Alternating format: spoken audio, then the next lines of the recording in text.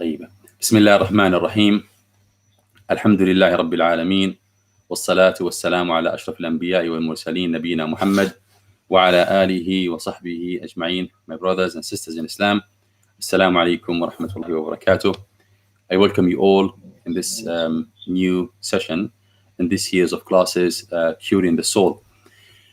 Alhamdulillah, we are towards the end of Ibnul Qayyim's book, waDawa, the Disease and the Heart. And this session with the previous one is when Ibnul Qayyim rahmatullahi alayh discusses the actual cure for the heart, for that disease of the heart. And in the previous session, we spoke about 5 matters which Ibnul Qayyim rahmatullahi alayh prescribed as medication or treatment for the sick heart, a heart that is diseased with the sickness of ishq, excessive love or infatuation. And we spoke quite in detail about those 5 items. And the last item in this prescription, Ibn Qayyim rahmatullah alayhi spoke about the aql as one of the ways in which the person has to involve his aql to recover from the sickness of ishq, infatuation, excessive love, or any other type of sickness. Because Ibn Qayyim rahmatullah alayhi is saying that ishq is one of the most destructive sicknesses for the heart. And if this cure can be used as a medication for that fatal sickness, then you can use the same medication to cure any other type of sickness that is less intense or less deadly than the sickness of ishq. So whatever is mentioned here is applicable across the board. The 5th item in this list is to use your aql.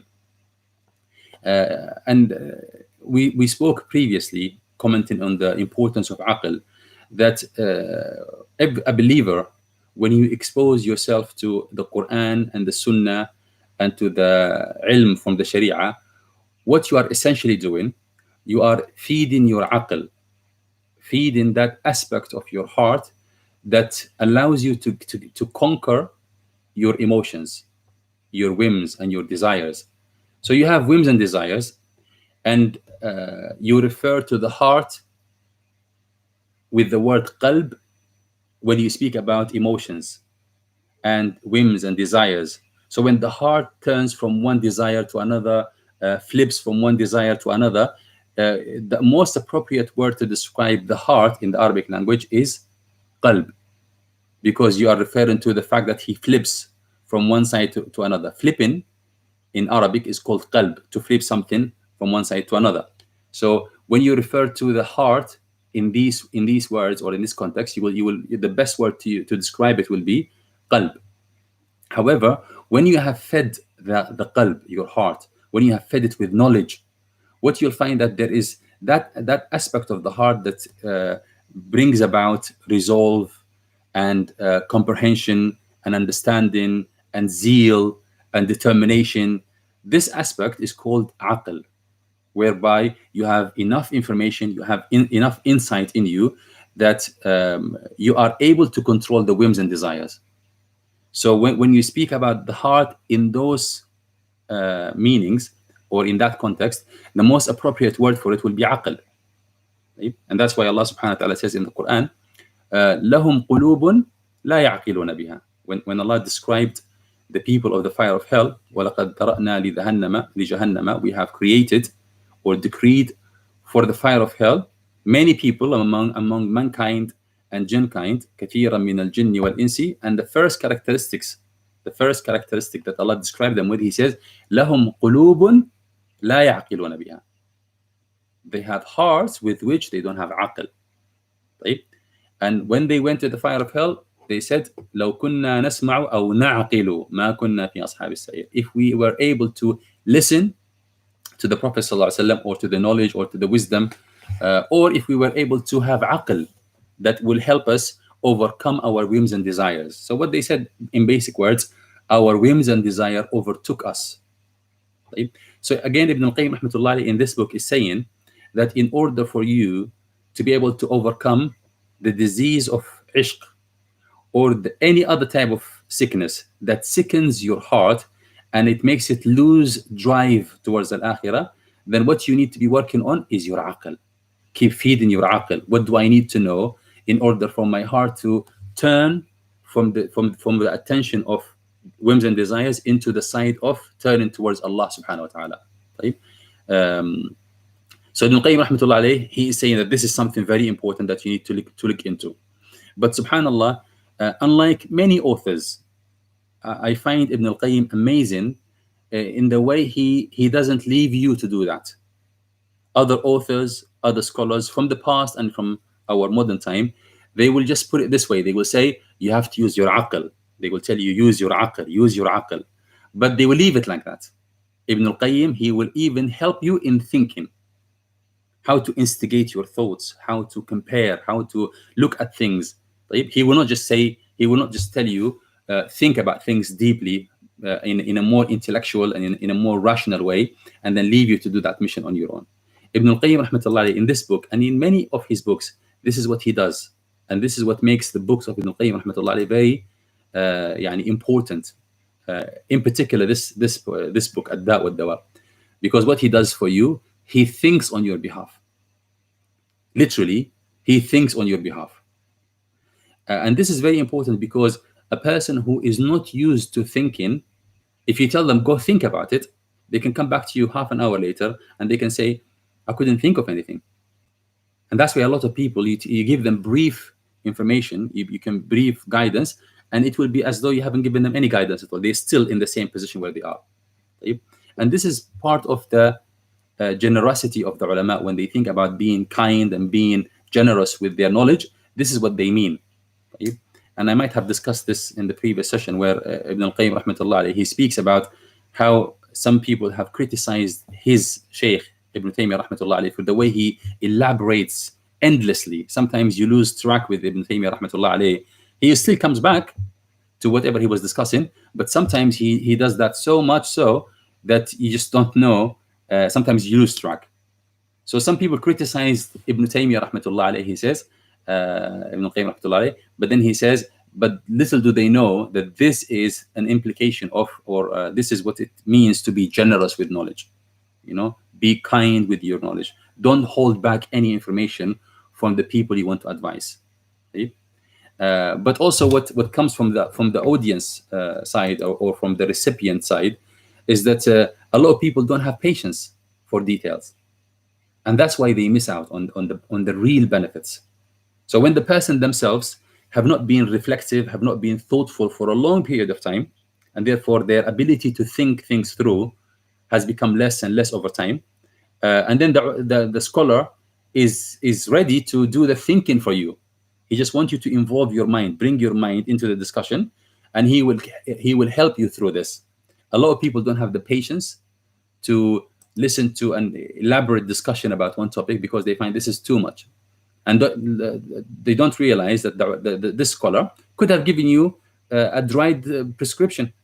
Do X, Y, and Z, and that's it. It will be your job. So Ibn al-Qayyim rahmatullah here, he does the same thing. He tells you the fifth item in his prescription is to use your aql. But then he goes on a very lengthy discussion to tell you why aql, your using of your aql, your intelligence, your wisdom, will imply that you will not involve yourself in such things, and that you will catch yourself at the very beginning of the phase of ishq, when things do matter, when there is still something that you can do about it, you can catch yourself then. So Ibn Qayyim rahmatullah is saying that whether it is to do with the sickness of ishq, infatuation or excessive love, or anything less than that, nothing, no love for this dunya, no desire will cause the heart to be sickened in this way unless it goes through phases. In the first phase, you are fully in charge. You are fully in charge. If you don't do what you're expected to do at the beginning, then what will end up happening, you will get to a point where this desire has overtaken your life in such a way that there's nothing you can do later on. And that's why he brought in that proverb we said previously, يداك أوكتا وفوك نفخ. This is your own doing. And I remember I said to you, this is an example that the Arabs, it's a proverb that the Arabs use to describe this person who has done damage to their own selves. Literally, it means somebody who had. They say that there's a story behind this proverb, that a person was crossing a river, and then he created for himself a boat of inflatable skin or animal skin. He inflated something, and then he tied it, and then he wanted to float in the river to cross it. And then whilst he was in the midst of that journey, his boat deflated, and he ended up drowning and seeking for help. So the person told him, "Yadaka awkata wa fuka nafakh." You have no one to blame. It is your own hands that it's your mouth that blew into this animal skin or this vessel, and then it was your hand that tied it up. So if this boat got deflated, then it is your own doing. You have no one to blame. So yadaka awkata wa fuka nafakh. So Ibn Qayyim rahmatullah alayhi, he says this is what we would say to a person whose life has been hijacked by this disease. It is your own doing, and because of that, when you are in the earlier stages of ishq, you should do something about it then, when you still have some aql, when you have some ability to react and do something about it. Don't wait until your life has become totally overtaken by ishq or this excessive infatuation. طيب. So moving on from that, Ibn al-Qayyim says, فَالْعَاشِقُ لَهُ ثَلَاثُ مَقَامَاتٍ. A person who is into ishq, he has three stages. طيب. مقام ابتداء ومقام توسط ومقام انتهاء.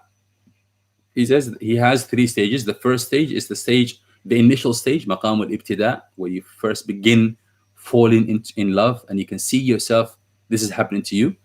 ومقام توسط, and there is like an intermediate ranking or stage, and then you have the ultimate end. طيب. So he says فأما مقام ابتدائه قالوا يجب عليه مدافعته بكل ما يقدر. When you are at the first stage, you should do your utmost level or utmost best to make sure that this ishq doesn't come into your heart. Because at the beginning, you can see it building up, and it has not yet got to the point or to the stage of ishq yet, but you can see it. You will be able to feel it, your heart becoming infatuated with it. Then you will be able to do something about it. يجب عليه مدافعته بكل ما يقدر عليه إذا كان الوصول إلى معشوقه متعذرا قدرا وشرعا. If it is impossible to marry this person that you are in ishq with, either because of a shar'i reason, this person is haram for you to marry because of certain Islamic rulings, like the wife that a father had married in the past. Okay, this is somebody you cannot marry. So shar'an, this is impermissible. Or qadaran, circumstances do not allow you to marry this person. Maybe she is the daughter of the king, for example, or the daughter of somebody that will never marry her. So either by circumstance or by sharia, this person that you are in so much love with is impossible to marry. Then you should do your every best, everything you can within your capacity then to save yourself and salvage your heart from falling into that ishq. If the second stage, the intermediate stage, he says, فَإِنْ عَجَزَ عَنْ ذَلِكَ وَأَبَى قَلْبُهُ إِلَّا السَّفَرُ إِلَى مَحْبُوبِهِ فَعَلَيْهِ كِتْمَانُ ذَلِكَ. If you cannot, or if you failed to do something at the initial stage, and you ended up falling in love with this person excessively, and you became in a state of ishq, and your heart is always thinking about this person all the time, then what you should be doing at that stage is to conceal your love for the person. Never expose it. Never speak about it, especially to other people. He says, because in the later stage, when you have become fully engrossed in the love of this person or the ishq over this person, it will not matter to you what boundaries you cross. May Allah save us all from this. Once the person has become fully infatuated, the heart cannot think of anything other than that person, then no boundary will be sacred enough for you not to cross. You will cross all limits. The person will cross all boundaries. طيب? Beginning by causing harm to the person, to the subject of your love, to the person who is ma'shuq, the person that is being loved. If they don't mention to you, the ashiq, when they get to that third stage, they will get into the area of crossing all the boundaries, including beginning by exposing the person. And we have touched upon this in the past, but these are the kind of discussions that you can never have enough of. Because like I said, they train you on how to think, and they will save you from having to go through experiences yourself by listening to those who are much more experienced and much more knowledgeable, like Ibnul Qayyim rahmatullah alayh. He says in the third stage, make sure that you don't speak. You don't speak, express your love to this person, to anyone else. As long as the love is not expressed, it doesn't grow strongly. It doesn't become more. It doesn't gain more potency, right? And definitely, you should not expose the person, because a lot of people, what they do when they have become fully in love with a certain person, they start to speak publicly about how much they love this person, and hence they combine between the shirk. Ibnul Qayyim says, فَيَجْمَعُ بَيْنَ الشِّرْكِ وَالظُّلْمِ. They will combine between two forms of sin, which is the shirk being in this excessive love, whereby you cross all the boundaries to fulfill your love. So that's shirk. And dhulm, when you transgress against the rights of others and you cause them damage and you wrong them. فإن الظلم, he says, فإن الظلم في هذا الباب من أعظم أنواع الظلم. Because dhulm, transgression against others and oppressing them, in this issue, is one of the greatest form of dhulm. Now again, you'll see Ibn al-Qayyim rahmatullah alayhi, he could have said it like that and left it for you to just imagine what sort of dhulm you could do. But Ibn al-Qayyim rahmatullah alayhi, he's done elaborate discussion in the following section, trying to bring your attention to how much harm, how much dhulm that constitutes.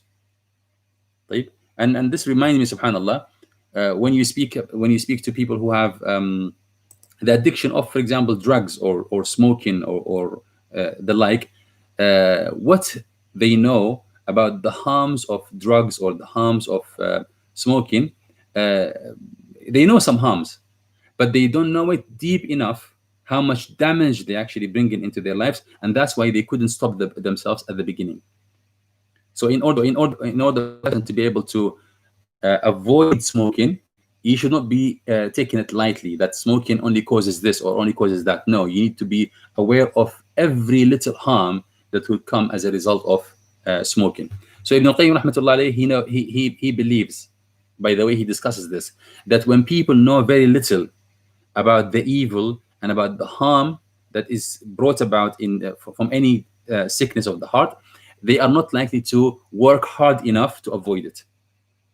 But the more you know about the harms and the damages and the hurt that you could be bringing into your own life and the life of others, the more you know of that, the more likely you are to avoid it. So the more you know, the more you are to react about it. So Ibn Qayyim rahmatullah alayhi, in the following section, he's going to elaborate in a way that will probably amaze you at how much breath he's spent on this, how much time and effort he's put into this to bring it into this level of details. So he said, Ibn Qayyim rahmatullah alayhi, explaining how much harm this is bringing to the other person. He says, وَرُبَّمَا كَانَ أَعْظَمَ ضَرَرًا عَلَى الْمَعْشُوقِ وَأَهْلِهِ مِنْ ظُلْمِهِ فِي مَالِهِ.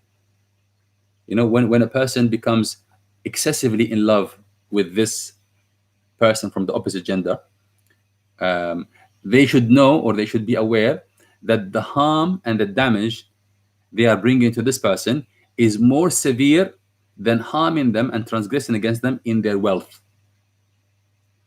A lot of people, subhanAllah, they will refrain from taking other people's property and other people's wealth, but they don't realize that this transgression against somebody's honor and somebody's reputation is more severe and more punishable and more accountable than actually transgressing against their wealth and their money. طيب. So he says, for example, فإنه يعرض المعشوق بهتكه في عشقه إلى وقوع الناس فيه. He says, to mention a few, he says, it will expose this person, al-ma'shuq, the person that is subject, the object of love, the one that is being loved, al-ma'shuq, it will expose this person to a lot of people eating their flesh alive, backbiting them, slandering them, right? When they are free from any guilt. They have not done anything except that this person who is falling in love with them decided to speak out and expose themselves. ابن القيم رحمة الله عليه وأكثر الناس يصدق في هذا الباب بأدنى شبهة. And the vast people, they have this tendency to believe in this area, that somebody is in love with another person, somebody has done haram with this other person. People are more inclined to believe in than to reject. If they hear rumors, as far as they are concerned that this is the ultimate truth, this is certainty, they will have no any question about it. وإذا قيل, Ibn al-Qayyim says, وإذا قيل فلان فعل بفلان أو بفلانة. If it's said that so and so has done fahisha or obscenity or zina with such and such person, he or she, كذبة واحدة كذبه واحد وصدقه 999.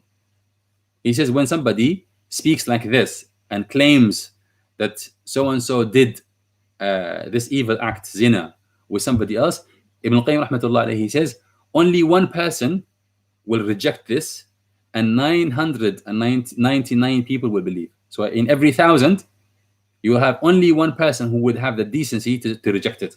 But every other people will actually relish, they will enjoy chewing on this and consuming it more and more. Right? So basically, any news they hear in this regard, they will not say that these are rumors. Maybe there is something going on. Maybe these are claims that are lacking evidence. No one will be even thinking about evidence at that time. They will be thinking about if it's said, it must be truth, or there must be some truth to it. Right? Ibn al-Qayyim says, not only that, even if they see two people, if they see two innocent people, they circumstantially, they found themselves in the same time and in the same place, and people have spotted them like that, in that position. And it might have been pure coincidence. طيب. Ibn al-Qayyim says, لَجَزَمُوا أَنَّ ذَلِكَ عَنْ وَعْدٍ وَاتِّفَاقٍ بَيْنَهُمَا. Anybody observes them in this state would be 100% certain that this must have been a date. They must have met there. There must be something going on. وجزمهم في هذا الباب على الظنون والتخيل والشبه والأوهام والأخبار الكاذبة كجزمهم بالحسيات المشاهدة. They will be as certain as seeing something physical, even if they have not. So if you tell them, how do you know? How do you know that something is going on between so and so and so and so? They will tell you, I am certain about it. As certain as they have seen the act themselves. Right? This is what people are. So Ibn al-Qayyim rahmatullah alayhi, he says, when the person that is ashiq, they got to the third stage of ishq, and they don't get what they want from the object of their love, they will do anything, absolutely anything, to make sure that they bring them back, they bring them to them, including exposing them to others, and including saying lies about them. Ibn al-Qayyim says, وَبِذَلِكَ وَقَعَ أَهْلُ الْإِفْكِ فِي الطَّيِّبَةِ الْمُطَيِّبَةِ. And because of this, the people of the slander, Ahlul Ifk, the people who slandered al-Mu'mineen, the mother of the believers, Aisha radiallahu anha, this is how they managed to spread so much rumors about her, so much so that even some of the believers ended up speaking and saying that there is no smoke without fire. Some of the true believers said stuff like this, and Allah subhanahu wa ta'ala reprimanded them in Surah Al-Nur. So Ibn al-Qayyim rahmatullah alayhi, he says, had it not been for the revelation of the Quran, the name and the honor of Aisha radiallahu anha would have been tarnished until today. Because this is the nature of such things. once something is said, there is no way of taking it back. There is no way of correcting it. Again, Ibn Qayyim rahmatullah is telling the person that this is how much oppression you could put yourself into causing to other people if you allow yourself to get into that point. You know, and once you have said anything about their honor, and when you have exposed them in that way, there is no way that you can take it back. So much so that Aisha radiallahu anha, had it not been for the revelation, for the wahi, her name and her honor and the honor of the Prophet ﷺ would have been tarnished until today. But because this is something that Allah subhanahu wa ta'ala deemed relevant to the Sharia, to the revelation, Allah subhanahu wa ta'ala honored her, and he announced her exoneration from above the heavens. Otherwise, today, people, the non-Muslims or opponents of Islam would have had that used against Islam. Right? But Allah subhanahu wa ta'ala revealed this ayat to free her honor.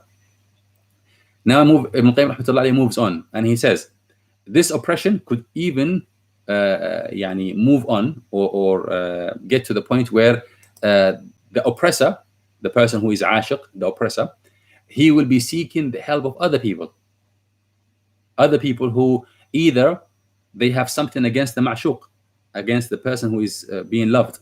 They have something against them, and he will use them either to cause more damage to their honor, or to entice them, to tell them, look, there's this on offer if you can agree to this person's need, right?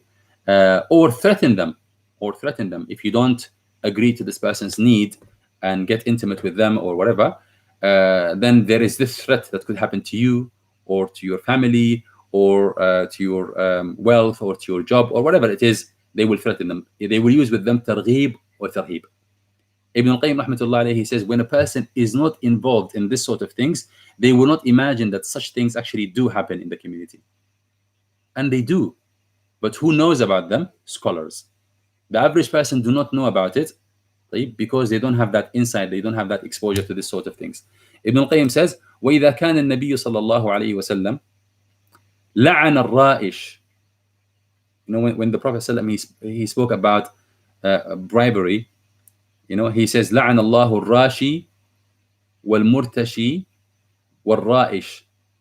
He says, the Prophet ﷺ says, la'na of Allah, the curse or the sending away from the mercy of Allah, the la'na, is upon al-rashi, the one that gives bribery, and the one that receives it, wal-murtashi, and then he says, wal-ra'ish baynahuma, the one who transports the rashwa between them, somebody who is like handing over the rashwa from one person to another. Even him is included in this rahmah because he is facilitating this rashwa. So if this is the case with the rashwa, with bribery, he says rahmatullahi alayh, فَمَا ظَنُّكَ بِالدُّيُّوثِ الْوَاسِطَ بَيْنَ الْعَاشِقِ وَالْمَعْشُوقِ. If that's the case, then what do you imagine of this person who is the youth, basically the facilitator of zina, the one who brings the ashiq to the ma'shuq? What will be his situation? Even more la'an is in their case. So Ibn Qayyim rahmatullah alayhi goes on to say, فَيَتَسَاعَدُ الْعَاشِقُ وَالدَّيُّوثِ. So the ashiq and the youth, they will help one another on the oppression of the person being loved, al-ma'shuq, وَظُلْمِ غَيْرِهِ, and they will also be wronging this person's family. And in fact, anyone that stands between this ashiq and the fulfillment of their needs. He says, anything that stops as an obstacle or that stands as an obstacle between this person, this ashiq, and his helper at the youth from achieving their goal, they will be crushed, whether it is a soul, wealth, or honor. طيب. على ظلمه في نفس أو مال أو عرض. So even if it includes killing somebody, and this is the part where you and I will be thinking, what? Would somebody kill somebody else because of love? طيب. We will be thinking that this is unheard of. This is something that we have not heard of or we have not seen. But Ibn al-Qayyim rahmatullah, he says this happens a lot, more than you can think. Right? If the person that is stopping this ashiq from achieving their goal. If it's the father, they would seek to kill the father. If it's the husband, they would seek to kill the husband. Anything that stops as an obstacle between the ashiq, the ashiq is a person basically that has lost their senses. They lost their mind. They lost their aql. They are not in charge. The ishq has overtaken their life. So this person will do anything, including killing another human being. If by the killing of this person, they will be able to achieve their goal. So Ibn Qayyim rahmatullah alayh, فَكَمْ قَتِيلٍ طُلَّ دَمُهُ بِهَذَا السَّبَبِ. How many people have been killed because of this? And he says, وَكَمْ خُبِّبَتْ إِمْرَأَةٌ عَلَى بَعْلِهَا. And how many women have been deceived into hating their husbands and into seeking to divorce from them. وَجَارِيَةٍ وَعَبْدٍ عَلَى سَيِّدِهِمَا. And how many slave boys or slave girls who have been made or have been deceived to hate their masters because of this. So basically, a person who falls in love with somebody else's wife or somebody else's slave girl or somebody else's slave boy, and they want them, right? And as a result, they would deceive them. This is what is meant by at-takhbib. The Prophet ﷺ says, "ليس منا من خبب امرأة على زوجها أو عبدا أو أمة على سيده." Whoever deceives a person, at-takhbib, khabba. It was narrated that Umar al-Khattab radiyallahu anhu said, "لست بالخب وليس الخب يخدعني." I am not a deceiving person. لست بالخب وليس الخب يخدعني. And a deceiving person will not deceive me. I am so alert, I am so aware, so intelligent that I will not allow the deceiving individuals to deceive me. So لست بالخب وليس الخب يخدعني. And in this hadith, the Prophet he says, ليس منا. In one narration, لعن الله من خبب امرأة على زوجها. A person that keeps on talking to a person. And now the reference here, Ibn Qayyim rahmatullah is saying that either to the ashiq himself or to the youth, the one that goes between, to go to speak to this wife until he makes her hate her husband. And the overall purpose is to make sure that he makes her available to this ashiq. They will do anything for that to happen. And I have seen a lot of this. I have seen quite a few cases of counseling individuals who come for counseling, subhanAllah, who ended up marrying one another after causing the wife to deceive her husband or to hate her husband, and then seeking divorce, and then marry this person. And when they marry, they had problems between themselves, and they come for counseling. And then in the counseling, all this came out. So it shows you that this has reality. It's not something that Ibn Qayyim is bringing in some odd cases here and there. No, this is something that happens. But obviously, because of the sensitivity of the issue, this is something that is not spoken of often.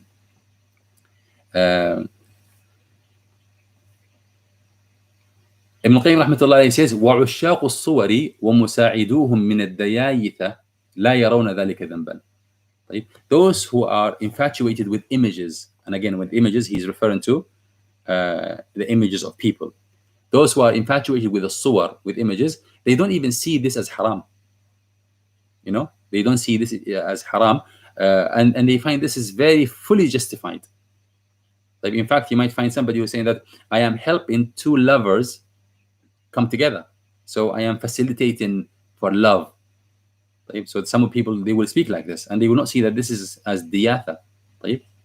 And the person who is in love himself, he or she will be thinking that it is only fair for me to have what I want, because Allah, sometimes they blame this even in Allah. If Allah has put so much love in my heart for this person, then whatever I'm saying or whatever I'm feeling is from Allah and has truth to it, and I need to fulfill that. So basically, Ibn Qayyim saying they justify it and they don't see it as haram to begin with.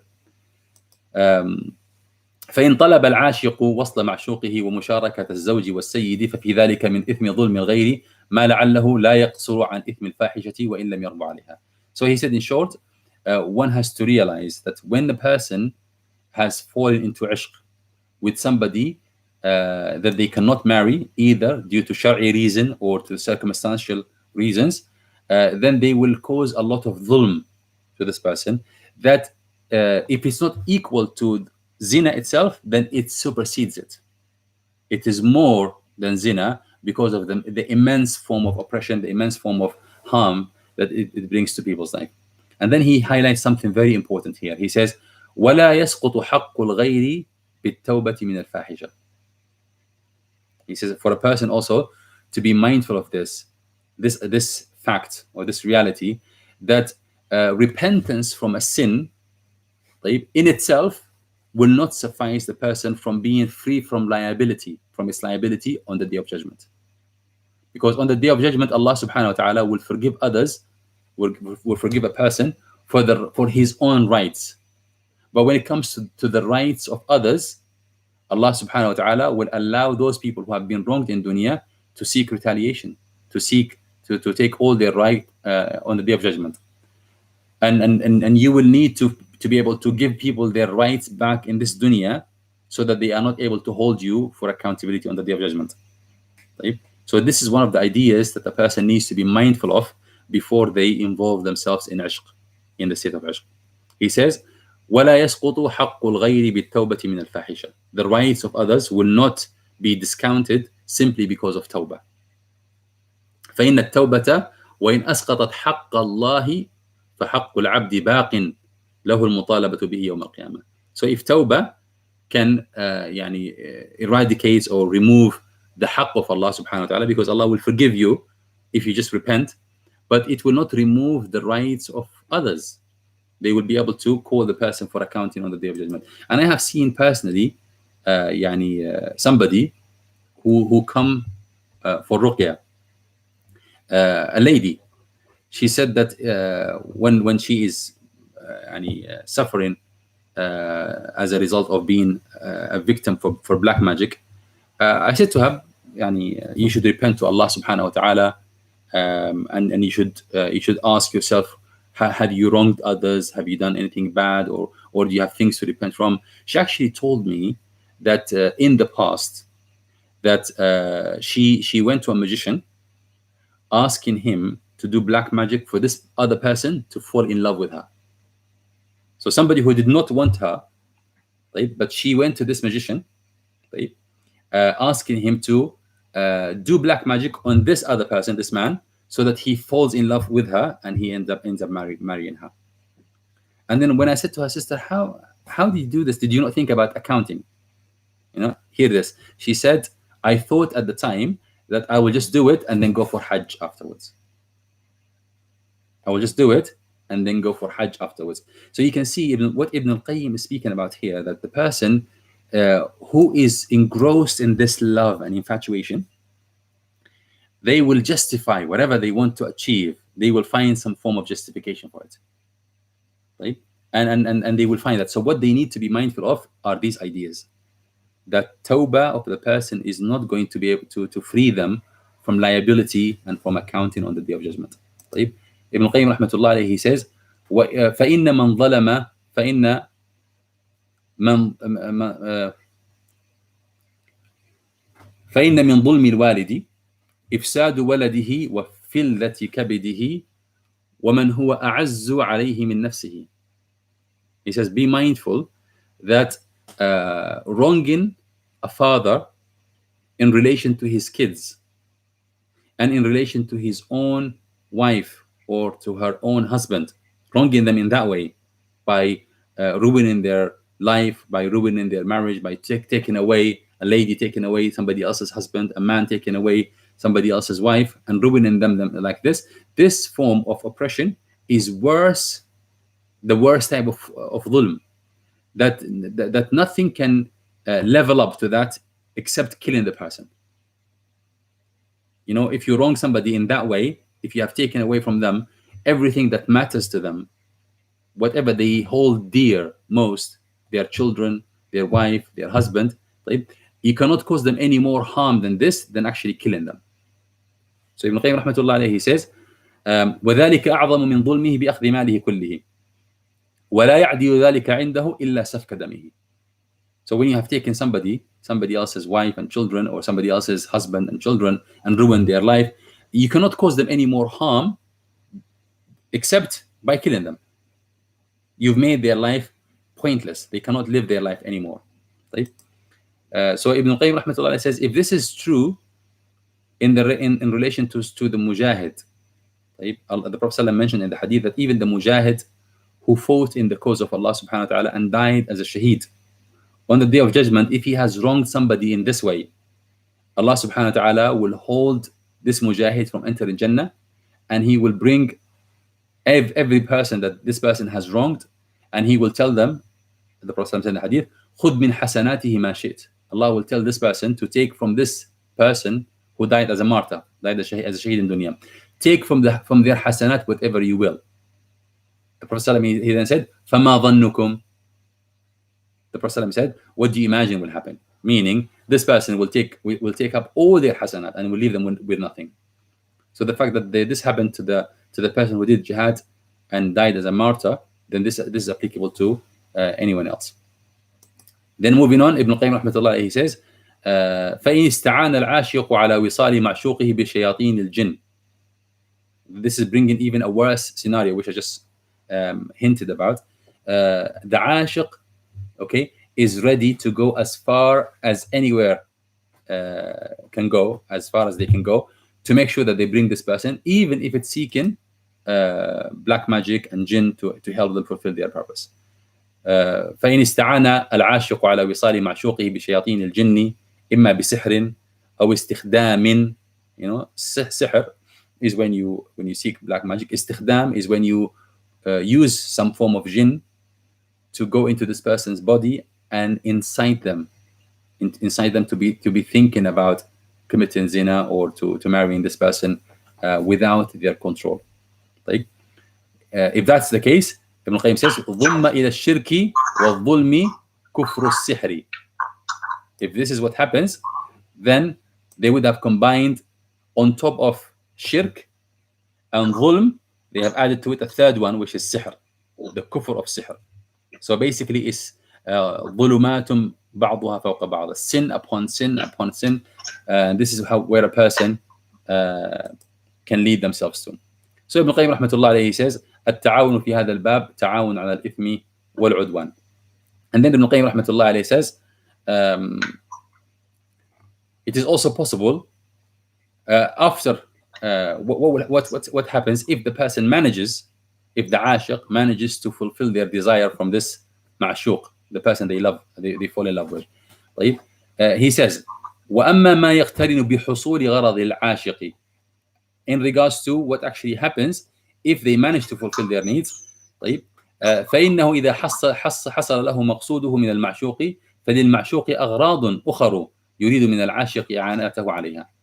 Then the person who is being loved, if they agree to fulfill the desires of this ashiq, then they themselves have desires, they want things, right? So they could end up exhausting all their resources, taking up all their money, or using them as personal slaves to cause damage to this person or to that person, or if they have any animosity with other people, whether from their family or from outside, they would use this person to cause injury to other people. And Ibn Qayyim rahmatullah says that this is something that happens quite a lot. And it is possible that the ashiq, because of the love they have for this person, they will facilitate for them positions within the society and within the community, even though they are undeserving of it. Right? So basically, if they apply for a job or a position or a status or whatever, and this ashiq has influence in that, he will facilitate for them, and in doing that, they will be wronging not only the person himself, but they will be wronging the community or the society in large. So Ibn Qayyim rahmatullah alayhi, he's helping us to understand the severity, how severe the situation of the ashiq. And it is basically enough to imagine a person without aql, where nothing can stop this person. Their whims and their desires are gone wild, and they can go in every direction.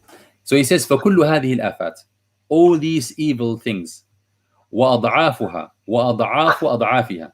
Like everything he says, everything I mentioned, and many folds of whatever I mentioned, many folds of that. تنشأ من عشق الصور. All of that will stem and come about from being in ishq, in a state of ishq, in relation to images or other people. وربما حمل على الكفر الصريح. And it is possible that it will lead the person to completely disbelieve in Allah subhanahu wa ta'ala. If they feel that the only thing that they can achieve, they can do in order to fulfill their desires and achieve whatever they want and get to be with this person, if it means to denounce their religion and to commit kufr, they will do that. Ibnul Qayyim, rahmatullah alayhi, he says, وَقَدْ تَنَصَّرَ جَمَاعَةٌ. Okay, brother Sadiq, can you put us on mute, please? Because we can hear some noise coming from your side. Sadiq? Sadiq, put us on mute, please, Sadiq.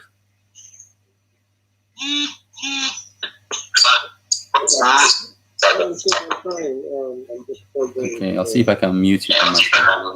We hear so much echo coming from you. Back. طيب. So Ibn Qayyim rahmatullah, he says there are many people who have actually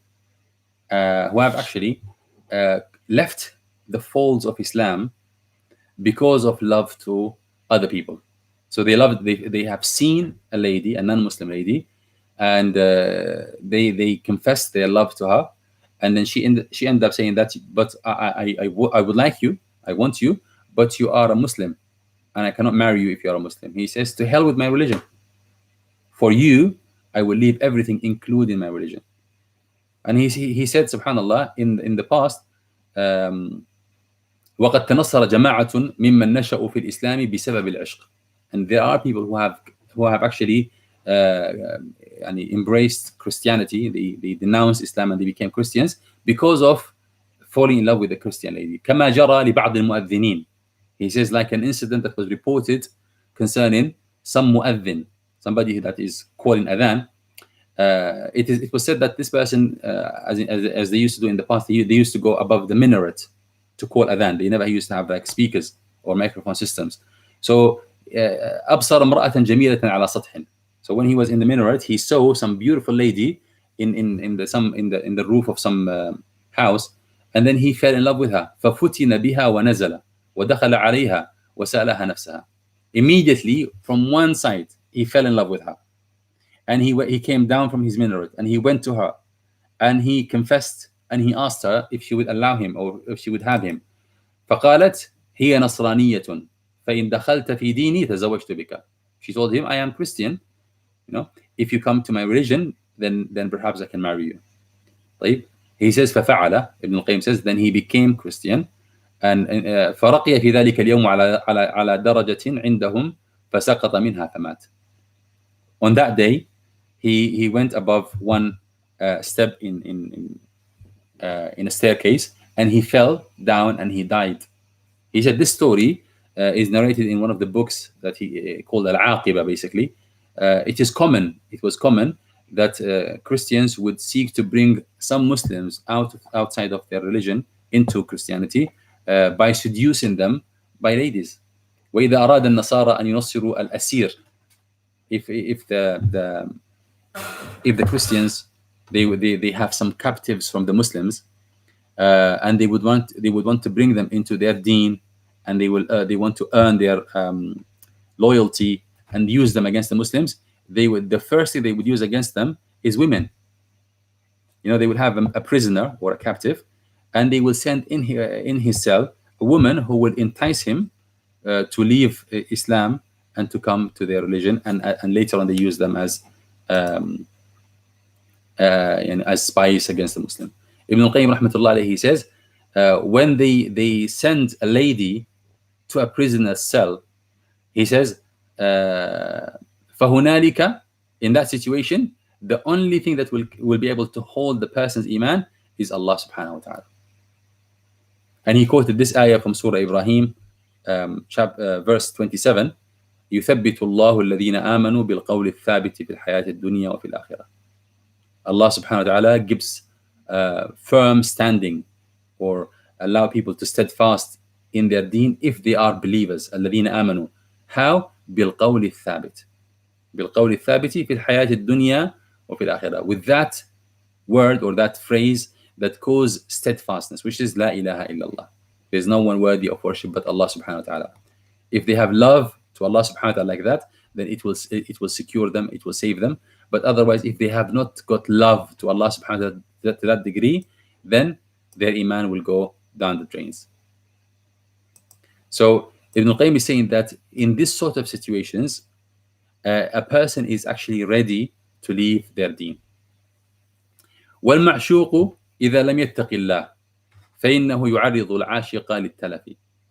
It is also possible that this ashiq will fall in love with somebody who doesn't fear Allah subhanahu wa ta'ala, Muslim or non-Muslim. Right? Somebody who would take advantage of the fact that they are being loved in this crazy way, in this intense way, and they will cause them damage, and they will cause them more, they will use them. So they will entice them, they will give them promises. In fact, they will beautify themselves. طيب بأن يطمعه في نفسه ويتزين له ويستميله بكل طريق حتى يستخرج منه ماله ونفعه ولا يمكنه من نفسه.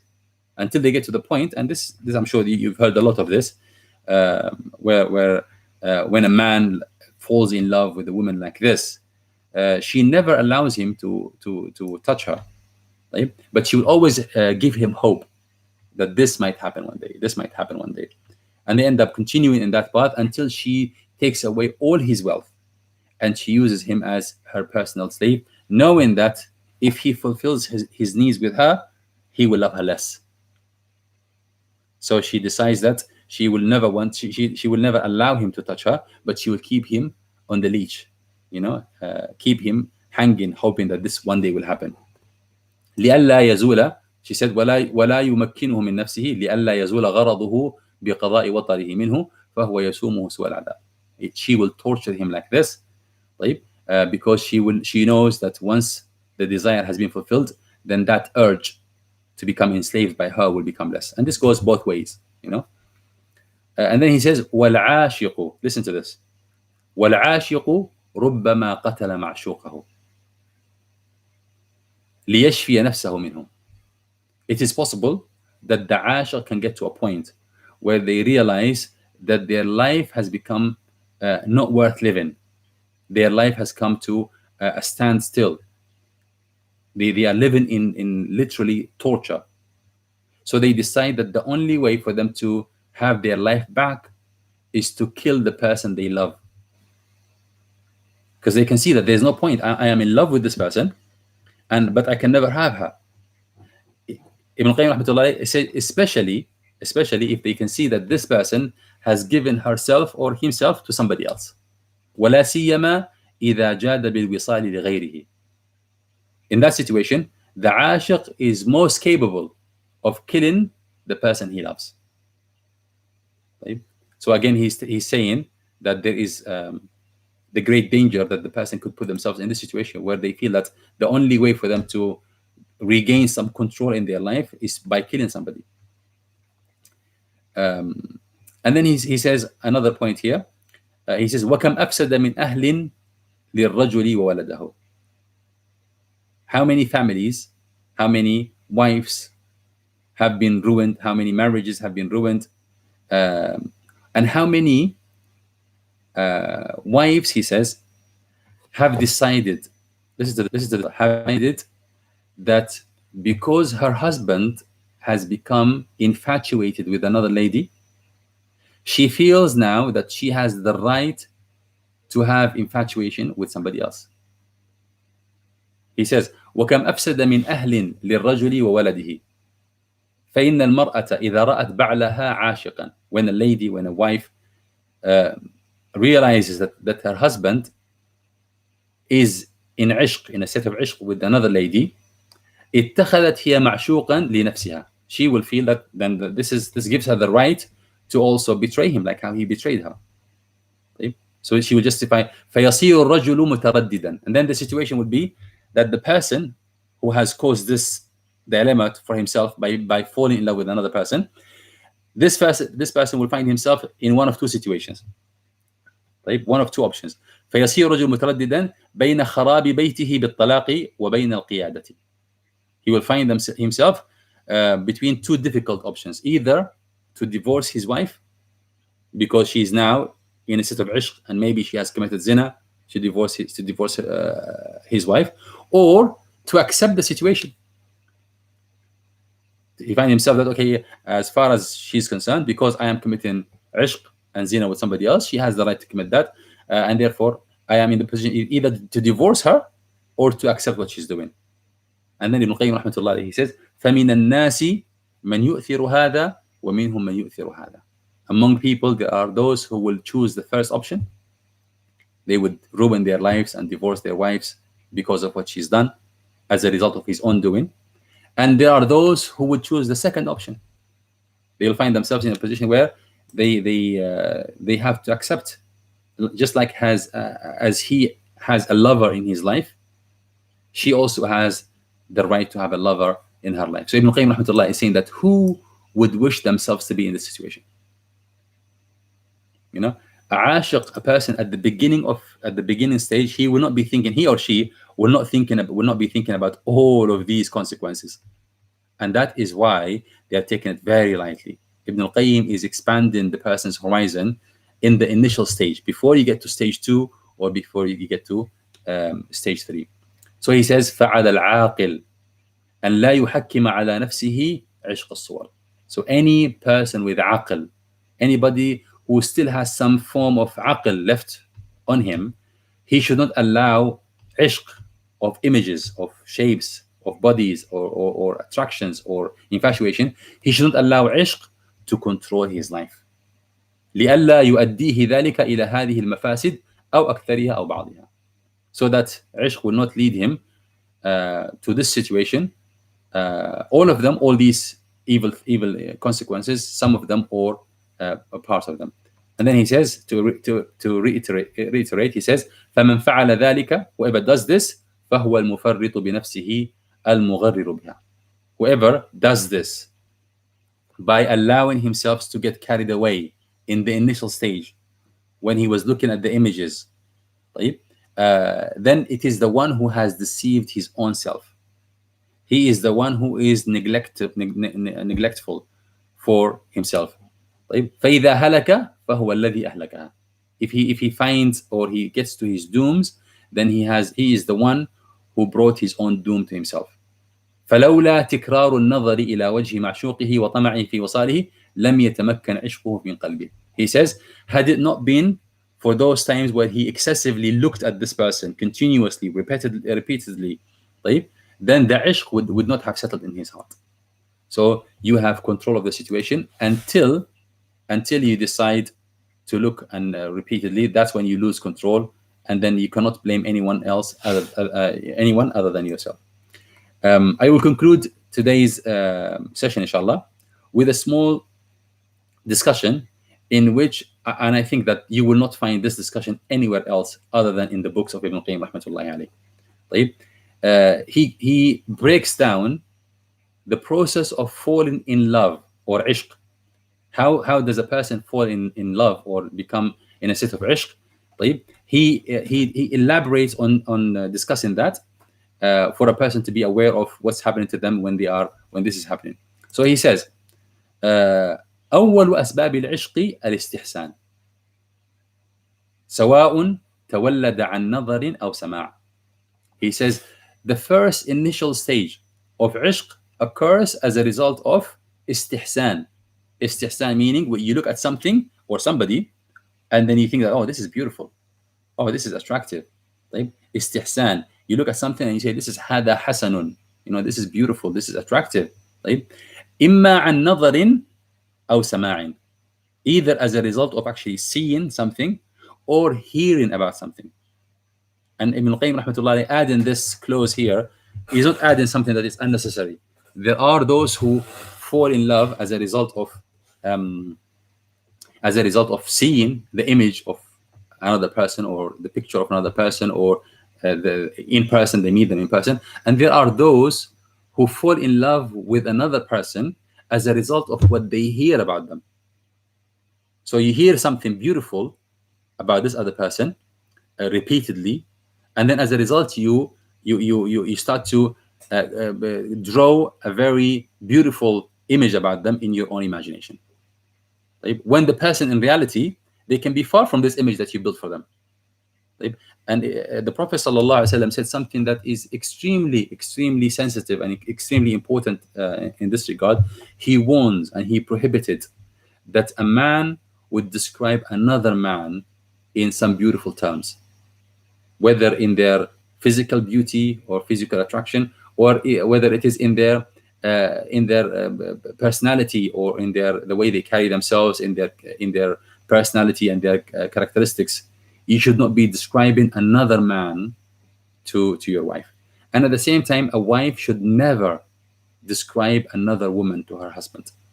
Right? So even though he has not seen her, he is very well capable of falling in love with her simply because of the imagination. In fact, sometimes you'll find that when a person hears about another person from the opposite gender and they have not seen them, you'll find that, subhanAllah, that you have built so much a beautiful image about this person.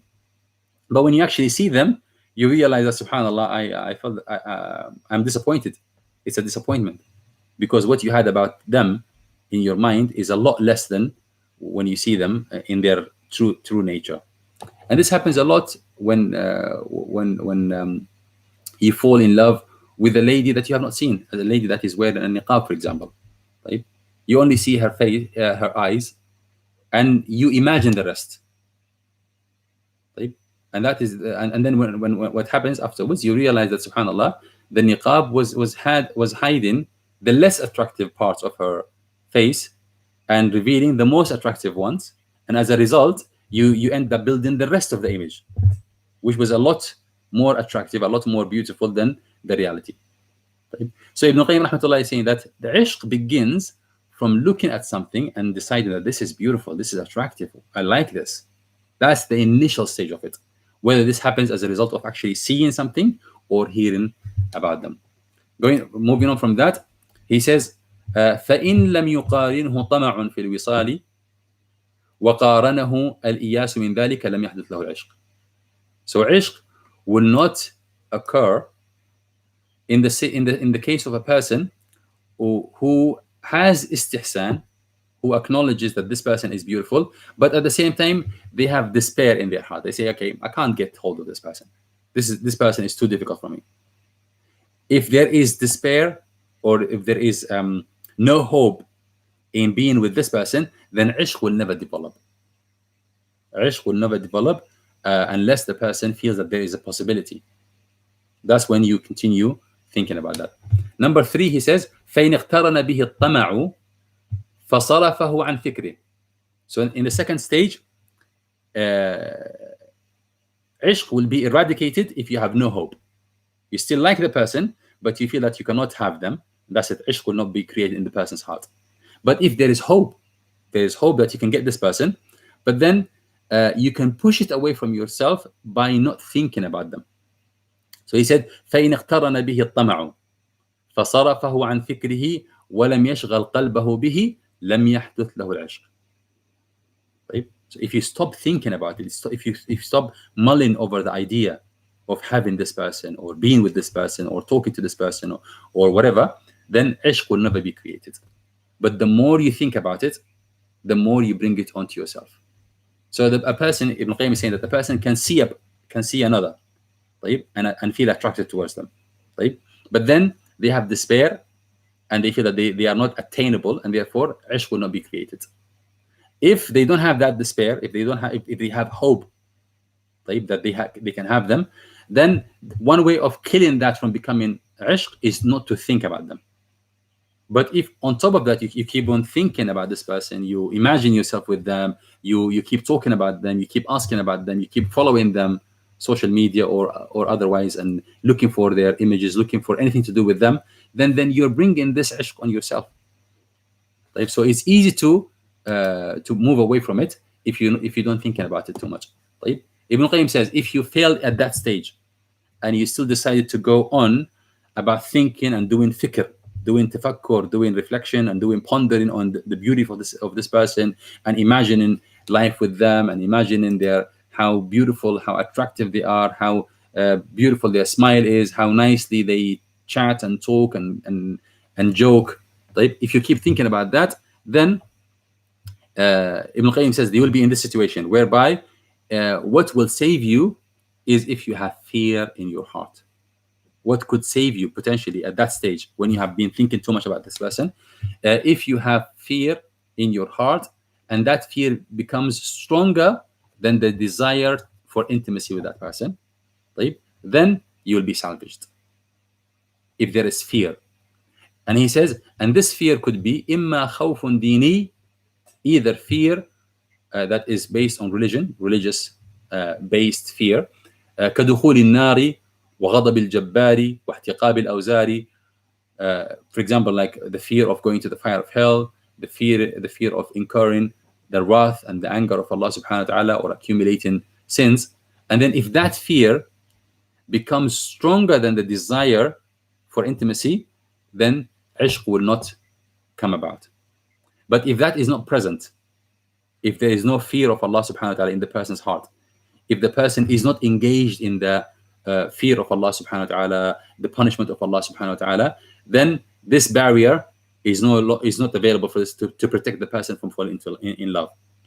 And then you will have one more fortification: the fear of dunya related matters. Like, for example, like what we discussed, if you fear to be taken advantage of. Sometimes when you have aql in you, you feel like, subhanAllah, if I fall in love with this person excessively, then I put myself into this jeopardy. I will be jeopardizing my own well-being as a person. My health could deteriorate. I could be risking losing my wealth, losing my job. There are those who would lose their job because they can't focus, and all they think about is this person they fall in love with. So thinking like that, having fear about dunya-related matters, fearing to be taken advantage of in relation to your money, and a lot of people do that. Fearing the loss of your reputation, the loss of your family, your wife getting to know about this marriage or this ishq that you have with this person, and then as a result she decides that she no longer wants you, or she decides that she wants to have another relationship like we discussed earlier. All that fear about dunya related matters, if these ideas are present in the person's mind, the person will be able to pull themselves away from being into the state of ishq. But if none of these ideas are present in the mind, then the person will fall headfirst into this ishq, and they won't be able to save themselves. Rahmatullah alayhi, he says, وَكَذَلِكَ إِذَا خَافَ مِنْ فَوَاتِ مَحْبُوبٍ هُوَ أَحَبُّ إِلَيْهِ وَأَنْفَعُ لَهُ مِنْ ذَلِكَ الْمَعْشُوقِ وقدم محبته على محبة ذلك المعشوق اندفع عنه العشق فإن انتفى ذلك كله وغلبت محبة المعشوق لذلك انجذب إليه القلب بالكلية ومالت إليه النفس. He said that the last barrier, similar to the previous ones, if you have something else that you are particularly enjoying. Right? So for example, you are enjoying this beautiful, beautiful relationship with your wife, and you can feel that you are enjoying the benefits of it, or you are enjoying a very beautiful relationship with Quran, or mashallah, Allah has opened your heart to seeking Islamic knowledge and you are able to focus and you are able to do things, or you are enjoying this beautiful relationship with Allah subhanahu wa ta'ala when it comes to khushu' in the salat. You enjoy it and you have sweetness to it. If you have something else that you love so dearly in your life, and then you know that the desire to meet this person, to have intimacy with this person, or to develop love to them into the state of ishq, will make you jeopardize that love, then that could also pull you back. But subhanallah, more often than not, you find that in these times of materialism, a lot of people, they don't enjoy a very sweet relationship with Allah subhanahu wa ta'ala, and they don't have khushu', and they don't engage in this beautiful relationship with the Quran when they read the Quran, or with seeking Islamic knowledge, and they would fear that if I wrong myself or if I commit sins, I will be deprived from all of that. And even worse, a lot of people, they don't enjoy, in many cases, they don't enjoy a very loving relationship with their spouses. So they seem to have nothing to lose. Right? So these are very dangerous territories that a person can bring their lives into if they don't hold themselves back in the initial stages. If you don't look, wallahi subhanallah, this ayah, which we always quote, inna as-sam'a wal basara wal fu'ada kullu ulaika kana anhu mas'ula. You are responsible for what you allow into your heart, either through what you hear, through what you see, and through what you think about. As-sam'a, what you hear, wal basara, what you see, wal fu'ada, what you ponder and what you think about. All of that you will be asked about, because this will be in the initial stage, after which you get to point where you lose control of the whole plot. You lose control of the whole situation. And then in that situation, don't ask, am I going to be charged about this? Am I going to be questioned about this? Am I going to be accountable for this? Right? You did this to yourself by allowing your eyes to wander too much. You are allowing your ears to hear too much stuff that you should not be listening to. Right? You allowed your mind to be thinking too much about stuff that you should not be thinking about. Right? And then later on, you are asking, will Allah account me because of this? I am out of control. Allah subhanahu wa ta'ala is saying that we will ask you, we will account you, because you are warned and you are told, watch what you do to yourself in the initial stages. Okay? I hope this suffices bi'idhnillah ta'ala. And I think this session with the previous one, they encapsulate together the cure, the prescription of Ibn Qayyim rahmatullah alayh for the cure of infatuation or the cure of ishq. Everything in this book that Ibn Qayyim rahmatullah alayh have mentioned is either an introduction or a follow-up discussion. But the reality is, this is what we discussed so far. That is basically, in essence, Ibn al-Qayyim's prescription for the cure from ishq. And I hope that, subhanAllah, we managed to cover it, and in a way that I ask Allah subhanahu wa ta'ala to protect us all from falling into ishq. But there is a lot that we can learn by way of guarding ourselves and guarding our families from falling into this state of ishq. And at the same time, we can use this knowledge into guarding our hearts from other less severe sicknesses. Okay? So the same thing, you can apply the same principles for falling in love with fame, for example. How many people have lost their deen because of their desire to become popular, to become known, the desire to become in charge. That's a form of desire as well, which is very intense, to be in a position of leadership. Right? The desire for money. All these are other types of desires, right? That people can use the same principles that we discussed here, and they should be good enough to salvage the person from those sicknesses as well. This is all I could share with you in this session, inshallah. The book has not yet finished, but as far as the cure for sickness, we've covered it, alhamdulillah. So I'm going to leave you the mic for you, inshallah. If you have anything to add or anything to ask about or suggest, I'm all ears, inshallah. For those who are listening through YouTube, I'm watching your comments and your questions on the chat. So do ask your questions, inshallah, if you have any. Brothers? Jazakallah khairan, Shaykh. Wa iyyakum, inshallah. Thanks for putting us through this very vital piece of knowledge that make it beneficial for us all. Amen. Sheikh, I mean, sorry, Sadiq. But I thought you had finished. Sheikh, I've got a question. yes, brother. Firstly, this illuminates the mind in sort of trying to understand some situations where we hear and we think this is so unbelievable. How could this happen?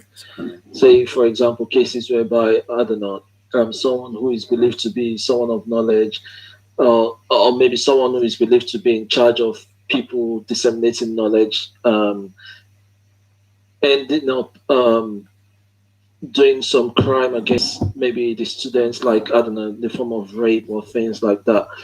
Cases whereby are so extreme to believe.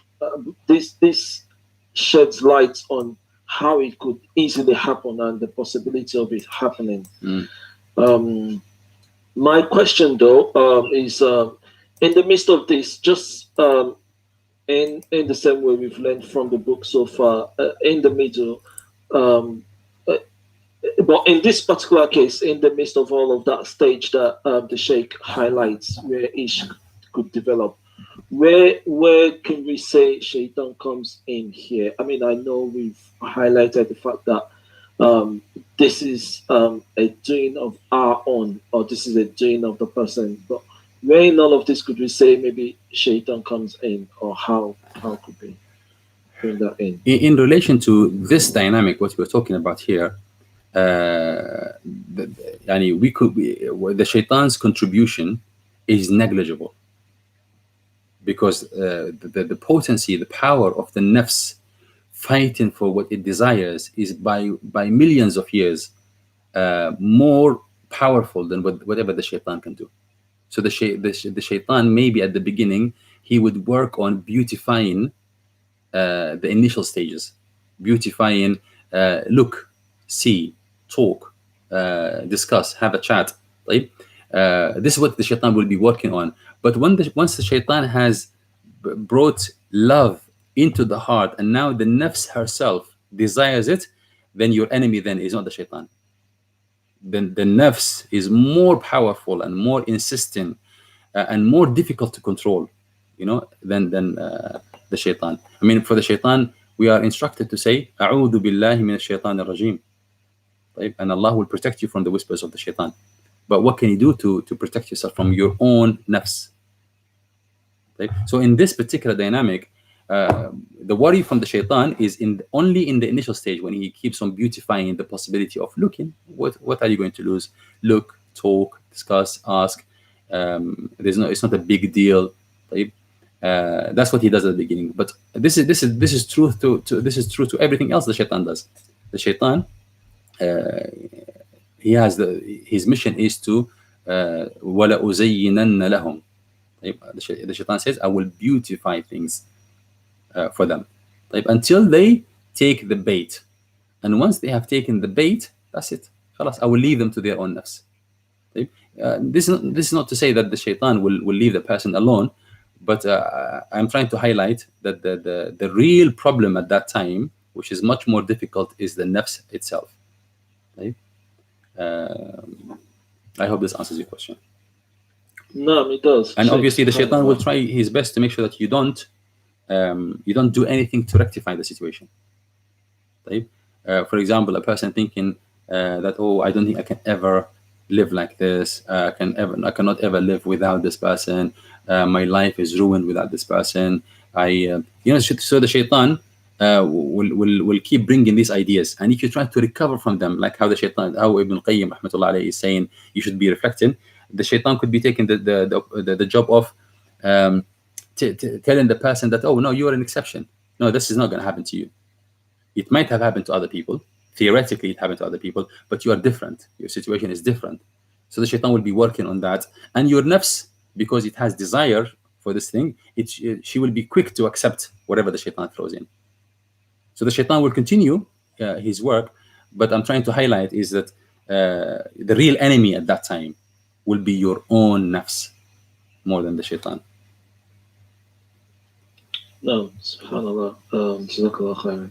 Oh, yeah, sorry. Just one more thing. I wanted to highlight something. I know we've mentioned it. I know you've mentioned it as well, but I wanted to highlight it from a different perspective. This is so far we've been speaking about ishq towards a particular person, image, or a person, as we've highlighted, and the worst case scenario, how what it could lead to, the worst case scenario. The question or suggestion in this case is more of a case of there is also that possibility, as you highlighted earlier on, things lesser in a lesser form, or maybe in a varying form, such that rather than fixation to one particular person, just developing love for the being, in this sense, maybe like saying for men, just generally having attached love for women generally, or their personality or their body or figure or things like that. In that case, it may not necessarily be a case of it will get to the worst case scenario fixation for one being and maybe anything that could end up happening. But likewise, it could get worse in this case. This is me just highlighting. Absolutely. Asking for clarification. Absolutely. Definitely. What Ibn Qayyim is talking about here, by the way, is when you have desire for another human being. It is their language to call them images. Images meaning another human being. Not what would transpire to the person's mind, thinking that images means that images of nakedness and stuff like this. Because his ishq is about having desire to be intimate, to physically be close to this person. So if there is no desire for closeness or intimacy, then it will not be called ishq. But a person can have this obsession with the act of sex, for example, right? Not necessarily with a particular individual or a particular person. So that's a sickness of the mind, right? But it will not be called ishq. It will not be the kind of stuff that we're talking about, which could lead to killing, for example. So what we're talking about here, which will bring about all these evil things, is when you have love for the person, where you want to be with the person. But also loving images as or having infatuation or obsession with sex or women's figures or body or areas. This is also a type of sickness that is not too far away from the damage that this thing will cause, but it's not what Ibn Qayyim is talking about here. So the same principles, the same prescription can be used to recover from that as well. And they are dangerous. They are very destructive to a person's iman, a person's marriage, a person's life. Yet, just to clarify, it is not what's being discussed in here. No, Sheikh. I get that. I was only trying to highlight that bit, that while it may not be exactly the same thing, but we could also learn from what is being mentioned here specifically. Absolutely. In sense of, as we've always said, we look at where the scale is and look at where it falls in the scale and benefit from the same lessons. Absolutely. And it can lead, by the way, it can lead to ishq. When a person becomes obsessed with images and the physical aspects of the opposite gender, or the idea of being intimate, full stop, in general. Eventually, this person, they put themselves in the verge of loving or falling in ishq, because one day a person could show up that ticks all their boxes, and then that's it. They find themselves very easy to fall into ishq, and then we have all these problems coming about as well. Wasim, you wanted to add something? Wasim? Where is it? I lost the green one. No? That's okay. I just wanted to ask the ayah that you quoted. Is it in Surah Al-Furqan? Yes. I suppose there's a lot going through my mind. Al-Isra. Al-Isra. Yeah. Which number, Sheikh? The ayah? 31. Verse 31 of Surah Al-Isra.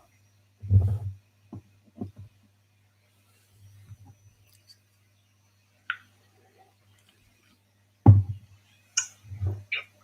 think it's a very important ayah. Yeah, this is one of those ayat that one should hang on the wall or on your as a sticker on your PC or a reminder on your phone, or this ayah has to be always in mind. You cannot lose track of this ayah. And I think, subhanAllah, in other religions, in other scriptures, they have this idea of no, I'm confused. Forget about it. It's not that, something else.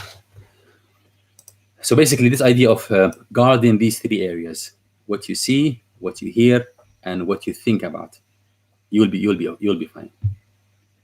And obviously, friends, the influence of friends, how they influence you into thinking about certain things, hearing certain things, and seeing certain things. That's why the friend is most dangerous and most powerful influence, because they intensify what you see, and they intensify what you hear, and they intensify what you think about all the time. Right? And having good friends, on the other hand, as well, they help you control these three areas. I think, did you say Surah Al-Isra verse 31? Yes. 30. Oh, I'm sorry. 36. 36. No.